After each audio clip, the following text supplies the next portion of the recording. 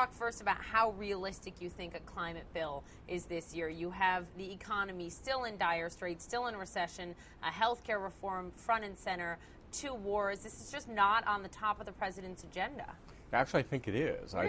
I think that it has a lot of momentum, and I think that we're about to enter 60 to 90 of the most active days that the Senate's ever seen on climate legislation. Ahead of the midterm elections. I think there's a 50-50 chance that this actually will get done.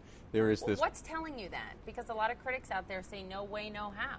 Because we know that Senators Kerry, Graham, and Lieberman are about to announce a bill next week, that Senators Cantwell and Collins have already announced a bill. There's a lot of momentum. It's right under the surface now. It'll come to the surface next week. There was a lot of momentum under the Waxman-Markey bill.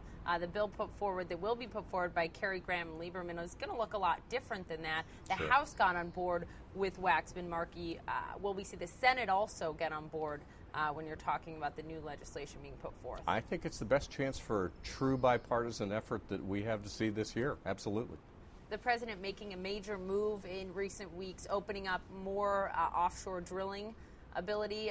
Many environmentalists not supporting that at all. You think it was a necessary move? I think what the president said is that as long as a firm cap is the starting point and a price on carbon, then everything's on the table. And I can't imagine any other way to get to 60 votes. Can you? You have to get Republicans on board. You have to give a little to get. Which is why Senator Graham's leadership has been so rewarding and it's so important. Looking back to Copenhagen, people left Copenhagen at the climate summit and were extremely disappointed, said it's a failure, no global agreement. Was it a failure?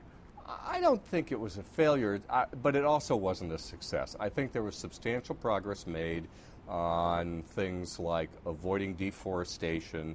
A dozen small island states broke away from the group of developing nations and said that they would take hard targets. Right. There was some significant progress. I also think that some countries like China and India came to the table and said they would take real targets. Now, the problem is that you don't know what the baseline looks like in those countries. Finally, let's look back 2 weeks at the disaster in West Virginia. More than 20 coal miners dead as a result. And it's tragic. It is tragic. Should we even be spending money and resources on clean coal technology, because you still have to send the miners down to get the coal? Well, I think that we can debate coal for a long time, but I think that coal is going to be a significant player in America's energy mix for the foreseeable future. There's no way around that.